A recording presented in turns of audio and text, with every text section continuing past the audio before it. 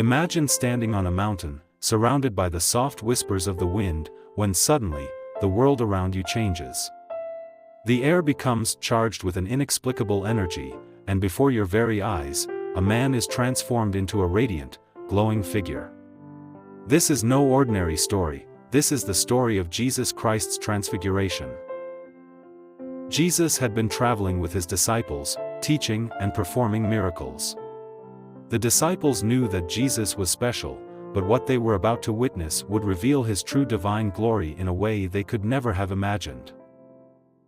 Jesus took 3 of his closest disciples, Peter, James, and John, up a high mountain to pray, Matthew 17 verse 1, Luke 9 verse 28. It was a secluded and peaceful place, away from the crowds and distractions. As Jesus prayed, the disciples felt a sense of awe around them. They were tired and weary, but something kept them from falling asleep. Little did they know that they were about to see a glimpse of heaven on earth. Suddenly, the appearance of Jesus began to change.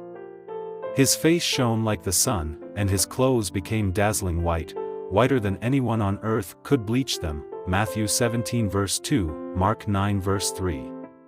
It was as if light was bursting forth from within him, illuminating the entire mountaintop. The disciples could hardly believe their eyes.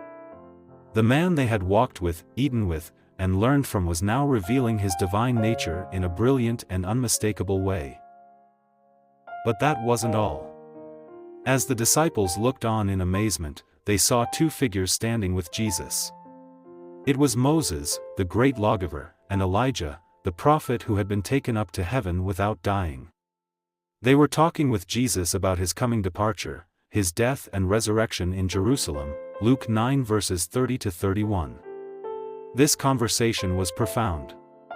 Here stood the representatives of the law and the prophets, bearing witness to Jesus, the fulfillment of everything they had spoken of centuries before.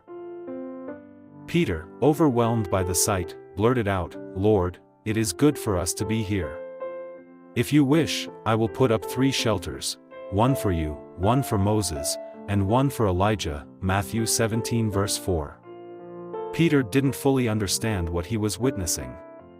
He wanted to preserve the moment, to hold on to the glory that was before him. But this moment was not meant to be held captive, it was a revelation of who Jesus truly was. As Peter spoke, a bright cloud enveloped them, and a voice came from the cloud, saying, "This is my Son, whom I love, with him I am well pleased. Listen to him." Matthew 17 verse 5. The voice was none other than God the Father, confirming Jesus' divine identity and authority. The disciples were terrified and fell face down to the ground, overwhelmed by the glory of God. Jesus, in his compassion, came and touched them. "Get up," he said. "Don't be afraid," Matthew 17 verse 7. When they looked up, they saw no one except Jesus. Moses and Elijah were gone, the dazzling light had faded, and they were once again alone with their master. Yet, something had changed. The disciples had seen Jesus in his glory and had heard the voice of God affirming him as the beloved Son.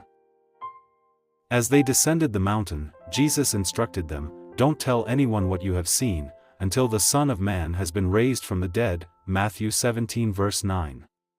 The disciples were puzzled, wondering what Jesus meant about rising from the dead. They didn't fully grasp the significance of what they had witnessed until later, after Jesus' death and resurrection. The Transfiguration was a pivotal moment, a divine confirmation of Jesus' identity and mission. It was a glimpse into the glory that Jesus had before the world began and the glory that he would return to after his work on earth was completed.